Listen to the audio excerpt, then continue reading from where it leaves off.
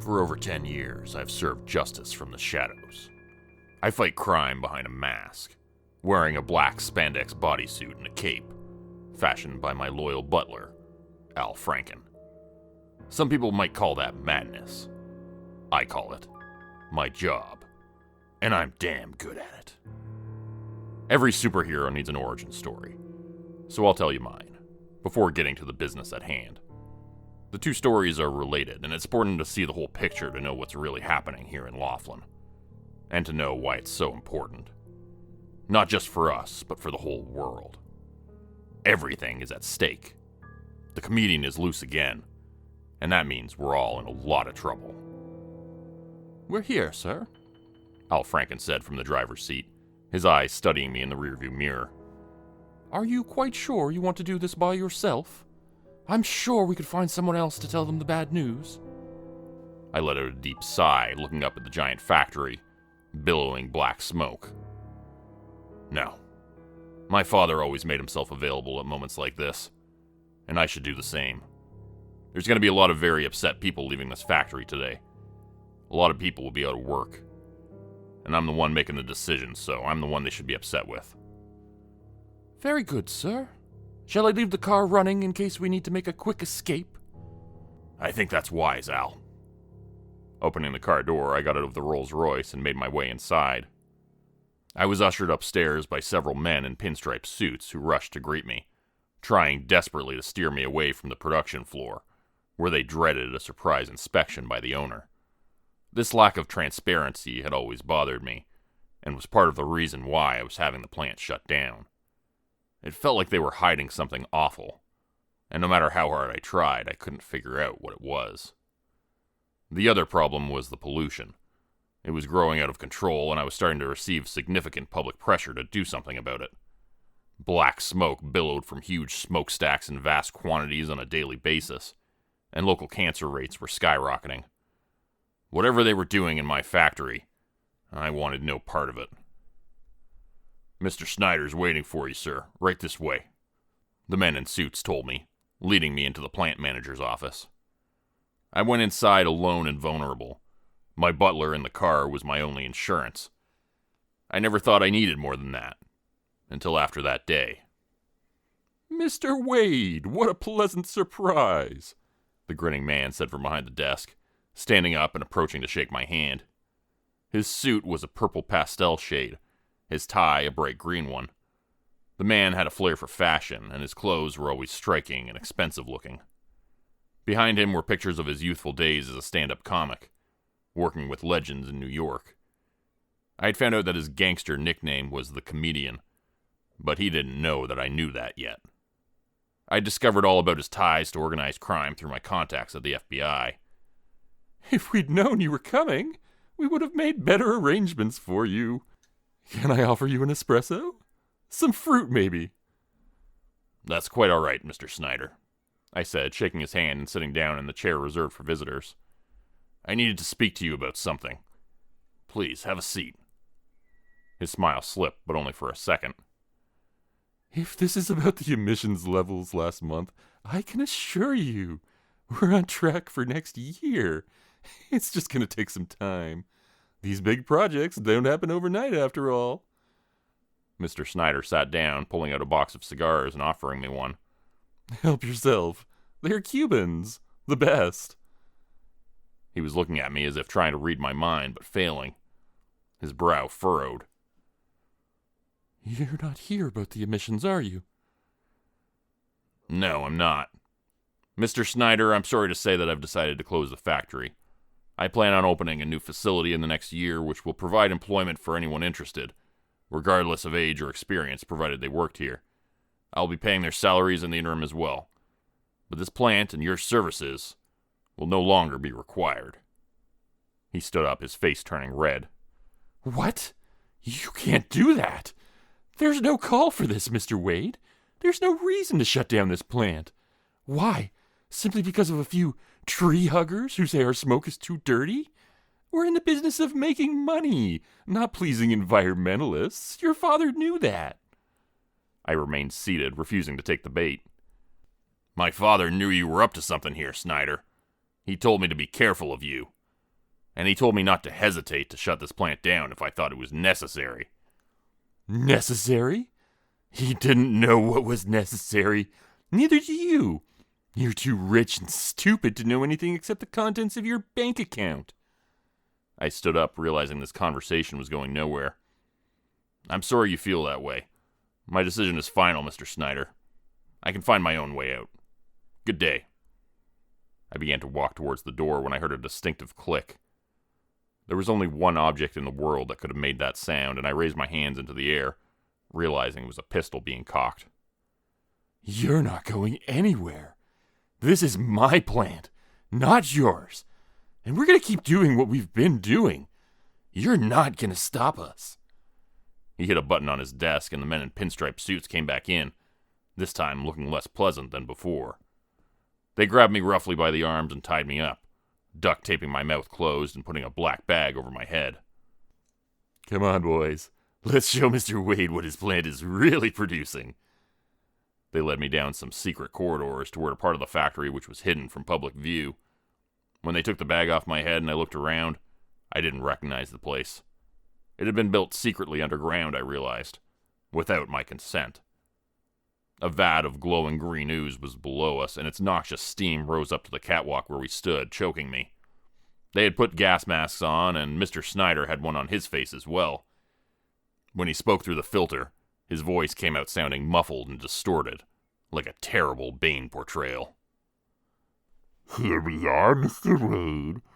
You wanted to be a part of the solution? Well, now's your chance. You'll be a permanent part of the solution, just like your father. He couldn't keep his nose out of where it didn't belong either. This revelation shocked me, but it made sense in retrospect. Of course Snyder killed my father. No wonder the old man had told me to be careful of him. If only I had listened. He shoved me over the railing and I went tumbling down, faster and faster, somersaulting and spinning as I careened down towards the brackish green slime. The surface of it approached me rapidly like a swimming pool after falling from the highest platform dive imaginable. I landed in the middle of the vat of toxic ooze with a sickening impact that rattled my insides. The liquid hissed and churned, gurgling all around me as it began to let off steam, an unexpected reaction occurring as the substance met my flesh. Sinking to the bottom, I tried to hold my breath, but found myself gasping in the green liquid. At first, there was terrible, excruciating pain, worse than anything I'd ever experienced. But then after that, I felt nothing. I passed out and regained consciousness again and again, wondering how I could possibly be alive still. Each time I woke up, I felt as if something were changing inside of me, making me into something different, being reborn into something more than human. How I was rescued from that place I'll never know, and my loyal butler refuses to tell me. But my guess is that someone inside the plant saw my demise and felt guilty. Regardless, when I awoke, I was in the back of the Rolls Royce, wrapped up in a blanket. Al was driving fast, taking corners too quickly, and making his way towards the hospital. The giant car squealed around the bends, and people on the side of the road stopped to stare at the unusual vehicle as the massive engine roared. It took months for me to recover, but when I did, I started noticing changes in myself. As I grew stronger, so did my new abilities. Suddenly, I could disappear into the shadows with ease, becoming invisible to the naked eye. My reflexes and intelligence were heightened. My strength increased. My senses became sharper. My healing faster. I realized I was superhuman as a result of my accident with the toxic ooze. With the assistance of Al and his wizardry with robotics and advanced technology, we designed gadgets to help me defend myself for a new mission. A mission to rid Laughlin of evil men like Snyder, who had killed my father and tried to kill me. A man who was poisoning the city by continuing his crusade to create that toxic compound his men designed. We fashioned a costume and a cape that would allow me to glide through the air, and a grappling hook gun, which could help me escape from tight spots. We built a car which was bulletproof and fast as hell, outfitted with enough horsepower, nitrous oxide, and advanced electronics to outrun and outmaneuver anyone, and with firepower on top of that. Part of me wanted revenge, to get back at Snyder for the terrible injustices he had committed. But I realized I had to be better than that. This was about more than just revenge. It was about bringing peace and security back to the streets of Laughlin, a city terrorized for too long by heinous criminals who hid behind masks. Gangs and psychopaths had taken over the town, and Snyder was emblematic of a much larger problem. The man who tried to kill me disappeared when he found I was still alive. I discovered later on that he tried to open his own factory, but without the resources of Wade Corp, he was unable to run the manufacturing operation his criminal network required. That green ooze I fell into was being refined into a chemical which he intended to sell to foreign militaries to make super soldiers. But when Snyder tried to create the same chemical at his own plant, there was a terrible accident. Everyone died except for Snyder. But he emerged from the burnt-out wreckage of the factory more powerful than ever. He blamed me instead of himself. His face was burnt badly in the incident, his lips pulled back from his teeth in a permanent, puckered grin. The comedian was born. A supervillain to counter my superhero abilities. Of course, I thought to myself, reading the headlines. Life imitates fiction. For every Clark Kent, there must be a Lex Luthor. For every Peter Parker, there has to be a Dr. Octavius. There's probably a closer comparison, but I can't think of it right now. Despite all the good I've done for the city of Laughlin over the past 10 years, the comedian has managed to make this city even more depraved and evil than when I began my crusade. Maybe the citizens of Laughlin don't deserve justice. Maybe none of us do. After he'd been raining havoc on Laughlin for years, I finally captured the comedian. It was the hardest thing I've ever had to do, but I'll save that story for another day. Needless to say, he escaped. The best criminal masterminds never stay locked up for long, and even the Rackham Asylum couldn't prevent him from getting out.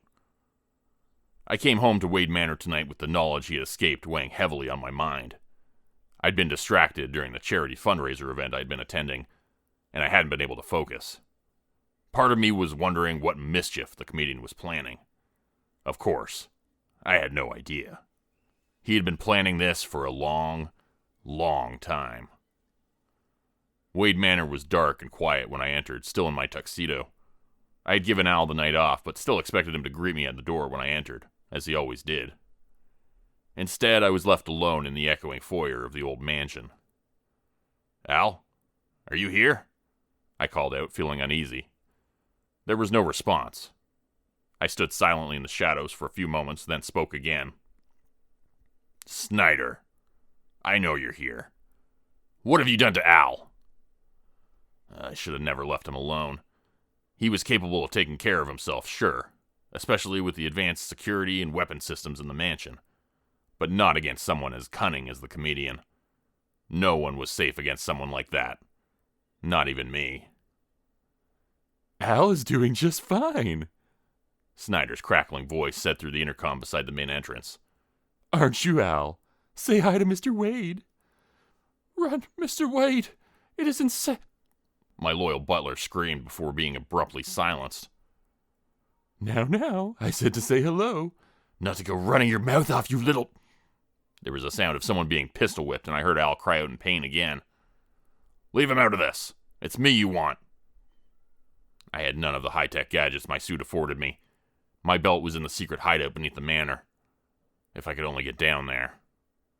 With dread clouding my mind, I decided to take action. Walking deeper into the manor, I went to the library, the comedian's laughter and mocking voice following me the whole way. He was watching me, which meant he had access to the cameras and likely the whole security system, and that was very bad news. I entered the library and approached the bookcase which hid the secret entrance to my lair. It looked undisturbed at least, and that was a good sign.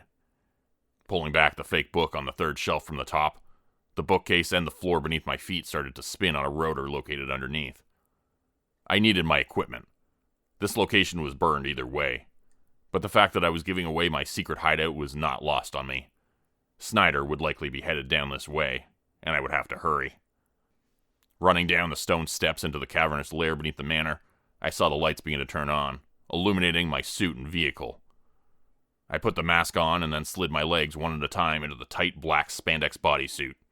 After zipping it closed at the back, it immediately began to itch. You think I didn't know about your little secrets, Wade? I know everything about you. You think you could hide your identity as Flying Squirrel Man from me? We're brothers, Wade. Toxic Ooze Brothers. Snyder's voice crackled over the PA system once again. Oh, does it feel like you've got ants in your pants, Wade? Trust me, it's gonna get much worse than that. You've ruined my life, and now I'm gonna ruin yours. The itch on my skin was spreading and growing worse. It felt like bugs crawling, and then the sensation turned into something more like acid eating through my skin. I screamed, trying to unzip the suit, but it wouldn't open. Of course it wouldn't. It wasn't mine. It was the comedian's sick creation he had swapped out. Nothing down in my hideout would be safe, I was fairly certain of that. I ran back up the stone staircase towards the main level of the mansion again, only to hear the comedian's twisted laughter coming through the intercom once again. The entire mansion was suddenly tilting on its axis, the wall paint bleeding like a stabbed animal. Whatever chemical my suit contained, it wasn't just made to make me itch and feel uncomfortable. There was something else. A drug like LSD which was seeping into my skin. I had to get out of this thing quickly, but how? My thoughts were coming fast and disjointed, a tumbling mess of ideas that were beginning to make no sense. Unable to tell if the solution my brain came up with was a good one or a completely insane one, I decided to just go with it. Running over to the fireplace, I grabbed a long match and struck it against the brick, setting the tip alight. Then I walked over to a curtain nearby and set it on fire. Wait, what are you doing, Wade? Stop that! The comedian's laughter cut out abruptly. He hadn't anticipated this. The sick bastard was somewhere in the mansion. The fear in his voice had confirmed it. And now he would be making a run for it. I proceeded through the hallways of the mansion as things began to blaze in the rooms behind me. Wade Manor was quickly turning into an inferno, as the old wood, books, and tapestries burned fast and hot. Now he can feel his skin burning like I am, I thought wildly, grabbing the walls for support as I stumbled up the staircase towards the security office on the second floor, an isolated room with access to the camera system. It felt like whatever acid was in my suit had burned clean through my skin, and was now working its way to my subcutaneous tissue. I could smell fat sizzling like pork ribs at a barbecue. Terrified and hallucinating, seeing bulging fingers poking out from the walls and faces smiling at me on the ceiling, I finally reached the security office. Kicking in the door after several missed attempts, I nearly fell into the room, only to see the comedian climbing out the window. Al was tied to a chair, his mouth stuffed full of rags. His eyes were wide and scared as smoke was now filling the room, and flames were starting to lick up through the floorboards beneath us. You win for now, Wade, but I'll get you next time. Mark my words, I will get you. The comedian jumped out the window with an umbrella in hand, using it to glide down to the ground like Mary Poppins. I managed to untie Al, but that was about as far as I got before collapsing into a heap on the floor, gibbering like a maniac and screaming about snakes and faces in the ceiling. My loyal butler pulled me from the house and cut that wretched psychedelic suit off of me. The two of us sat out on the front lawn of the house, listening as the sounds of sirens drew closer. I threw the fake suit into the blaze and watched it burn up. As the manor burned down before our eyes, I reflected that it was not the first time Al had saved my life, nor would it be the last.